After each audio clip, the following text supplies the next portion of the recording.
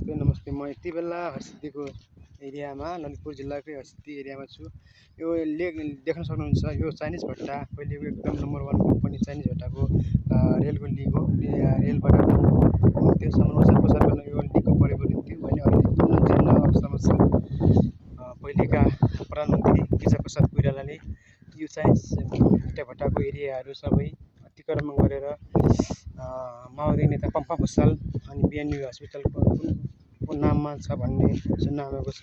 पहिलेका प्रधानमन्त्री गिरिजाप्रसाद कोइरालाले यो जग्गा अतिक्रमण गरेर भ्रष्टाचारी गरेर जग्गा बेचेको भन्ने हल्ला छ। केही समय अगाडिदेखि यो भट्टा पूर्ण रूपमा सञ्चालन आएको छ। कहिलेसम्म सञ्चालन आउने त्यो त यकिन जानकारी छैन। यहाँको रेलको लिकहरू पुनः जीर्ण अवस्थामा छ। यहाँको रेल म पनि रेलको अब थोरै केही देखाउने छु। पूर्ण अब काम नलाग्छ, खिया लागिसकेको छ। लिकहरू हेर्न सक्नुहुन्छ, लिक त कुनै कुनै ठाउँमा यथावत नै छ भने कुनै ठाउँमा पूर्ण जीर्ण अवस्थामा छ।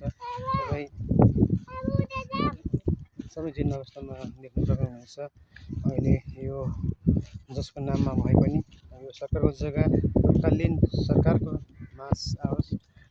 यहाँको अहिलेका प्रधानमन्त्री बालेन्द्र शाह, सजन गुरुङ, राष्ट्रपति नेता रवि लामी छानेसम्म यो भिडियो पुर्याउनु होला, पुगोस् भन्न चाहन्छु। अब यो रेलको लिक मात्र छ, रेल कहाँ छ भन्ने थाहा छैन। एउटा सानो रेलको भग्नाशेष फेला परेको छ। अब कसैले बेची खायो, यसको वास्तै भएन। अब हजारौँ युवाहरूले रोजगार पाउँथे, त्यो रोजगार नै सिर्जना छैन। अब तपाईँहरूलाई अब देखाउन गइरहेको छु। एउटै हेर्न सक्नुहुनेछ, यहाँनिर आएर यो ठाउँ पूर्ण जीर्ण अवस्थामा यो रेलको केही पार्ट पुर्जा होला यस्तो अवस्थामा चाहिँ देख्न सक्नुहुनेछ।